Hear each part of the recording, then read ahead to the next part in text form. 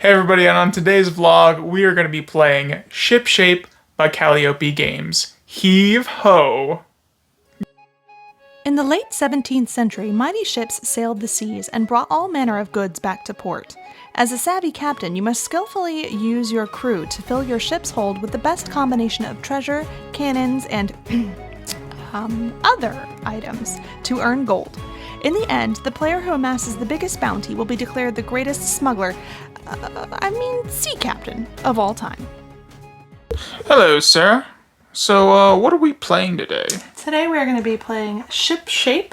It is a game for 2 to 6 players where we are pirates, and we, we are going to be going on 3 voyages. Each voyage will last 1 round of the game, and we are attempting to bid for these crates of cargo. And the crates of cargo may have different things on them. There's contraband, these barrels here. There are cannons, and there are gold. And we are attempting to secure cargo to place on our ships so that we can score, hopefully, the most points. So each player gets a ship for each voyage. Like I said, there are 3 voyages, so you get a ship at the beginning of each round. And this is your hold. There are some rats in the hold, and they will cost us points at the end of the round if we haven't covered them with cargo. So we also get a hand of 10 very piratey cards here with some lovely artwork. And what is going to happen every round of the game is each player is going to secretly select a card. They have values 1 through 10 on them. So we're going to each secretly select a card that we're going to play. And the highest bidder gets the top cargo of the stack. And they will orient it however they want in their hold. And they'll place it on their hold. And then the next highest bidder and the next highest bidder and so on. Until everyone has acquired a cargo crate for that. What happens if you tie? If you tie, you have to wait until all the other players have resolved their cargo crate acquisition first. Then tied players have to play another card against each other to see how the tie will be broken. So after every player has acquired their cargo, you stack it onto your hold however you want. So you can orient it however you like. You can flip it over if you want to. And you're trying to cover up rats, which are going to cost you points, and place your cargo in such a way that these icons will be visible to you in a way that's going to score you points. And you can kind of see, if you look like straight down over the top of this, you can kind of see what it would look like on your player board if you'd acquired several pieces of cargo. So at the end of each round, we're going to score for the 3 different icons that are on here, and you want to have basically the most of everything, because the more of everything you have, the more points you're likely to get, except for contraband.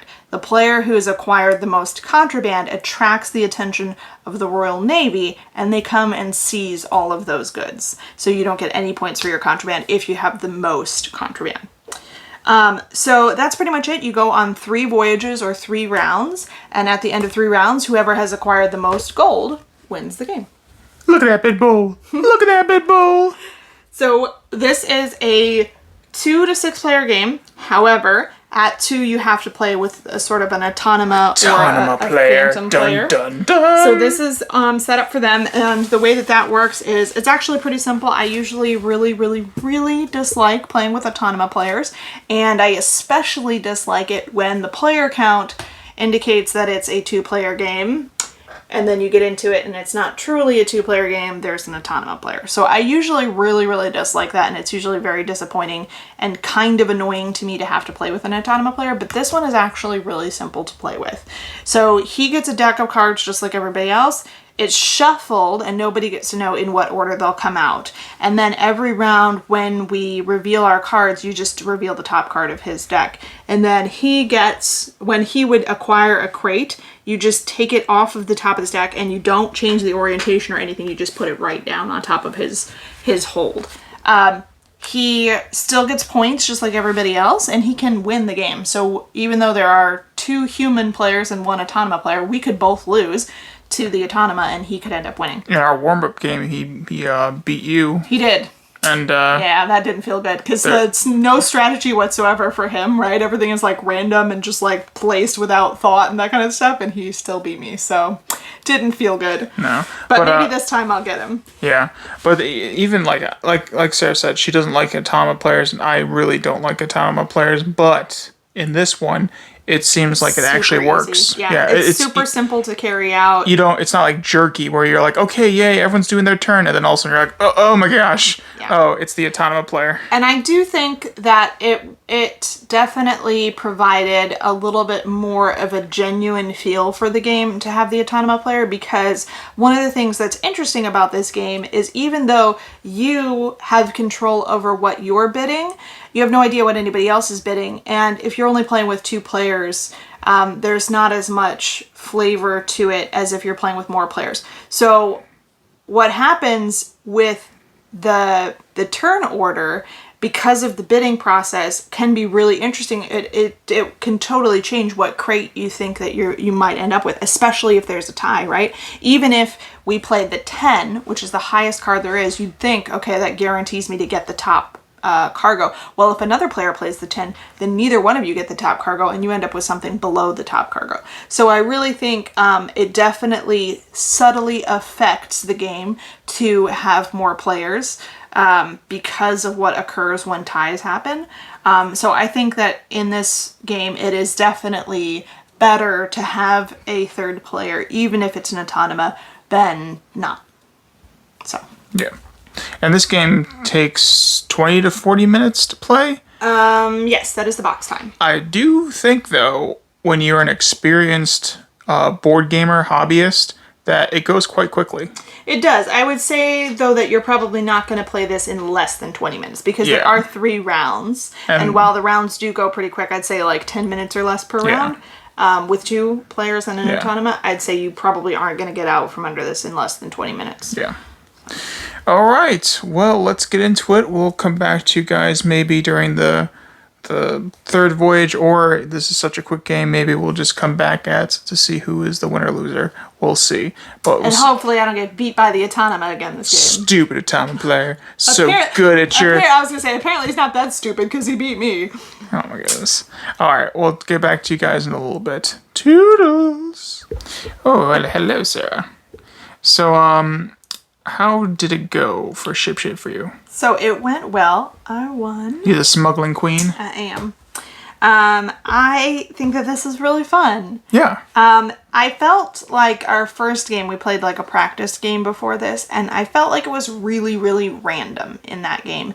And I wasn't sure that I was going to like it because of that. But as I sort of got more of a feel for the game, I started to realize that you could it is a little bit random because you don't know what cards the other players are going to play, but there is more strategy to it than I first assumed. At first I thought it was just like, might as well play anything because like you never know what's going to happen. But there is a little bit of strategy to how you actually choose which cards you're going to play. And after I sort of recognized that and tried to take advantage of that a little bit more, then it was a lot more fun. It was not a lot less random. It was still kind of random, but not quite as random as I had originally assumed. So I'm really glad that it wasn't as random as I thought. And I actually had quite a bit of fun with our second game. Yeah, especially even though we had a autonomous player. And, the game was so quick that we didn't think it was necessary to do a mid-game because, we finished it in, a quick time. So we were like, hey, why don't we just get straight to the end and celebrate Sarah's glory and talk about this interesting game. Also designed by Rob Davio, for those that are the Davio fans. In the first round, I was able to completely fill up my hold, so you were able to get so much gold on the first round. So there was no empty spaces in my hold at all, and if you can do that, then you get an extra 8 coins. So not only did I get $10 worth of gold in that round, I also filled up my whole hold, and I was able to get the bonus for that as well. So I had a really, really good first round, and it was cool to see your hold filled up because that was the first time we'd seen that happen. So that was neat. Yeah, I think I got rats each time, Yeah, each game I managed not to got have a rats. single rat the whole game. My first game, I wasn't getting rats at all. I got a lot of gold, but I never filled up my whole hull. But the rats are interesting. They're not. They hurt. They're detrimental, but They eat not your gold. not like terribly. It's not like Yeah. I even my last round, I had a 5 that I couldn't go ahead and get out of the way, but it was still like, okay, well, I have more than enough gold in that to kind of take care of that during that round. But yeah, I mean, I really enjoyed this. I like the components too. When I saw like pictures of this, and even the first time I saw it in person, I didn't realize, but these are actually like almost like a foam core with like, I don't know, some kind of paper covering.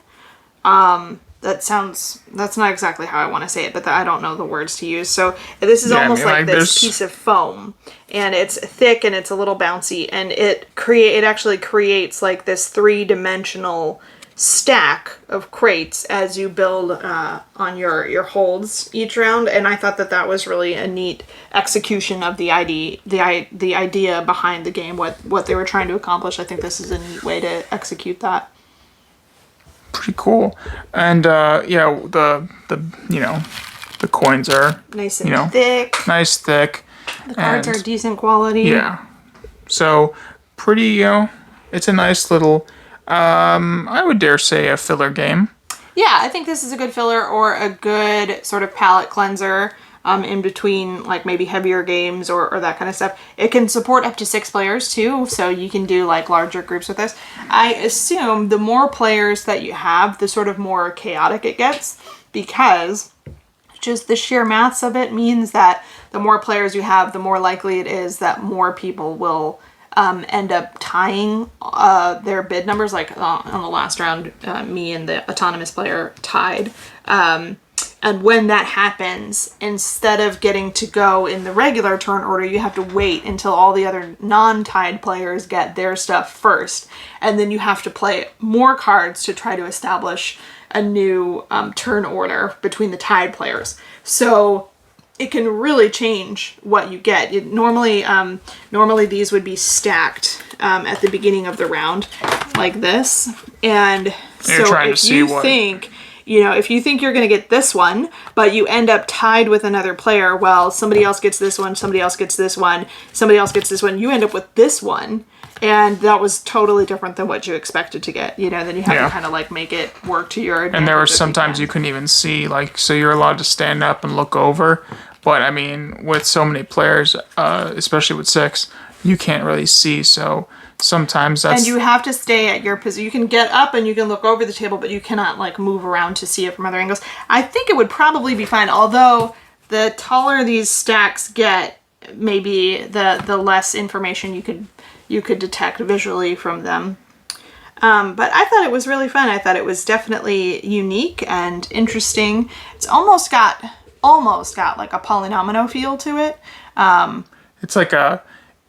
It's like one of those pieces of art where it's like, it's not like what you draw, but it's what you don't draw. And it makes up the negative space. Yeah, right? Negative space. So it's like not polyomino, but it's like the reverse. It's like you cut out the polyomino pieces for another game, and then this is what you're left with. That was what you're left with. You get another game. Maybe that's what inspired Rob Davio. Maybe he had punched out a game and he was looking at his punch boards and he was like, I could make a game out of this. Just like that. Just like that. That's exactly how he sounds. Yep. But all right, well, we hope you all enjoyed it, and we will see you all next time. All right. Toodles.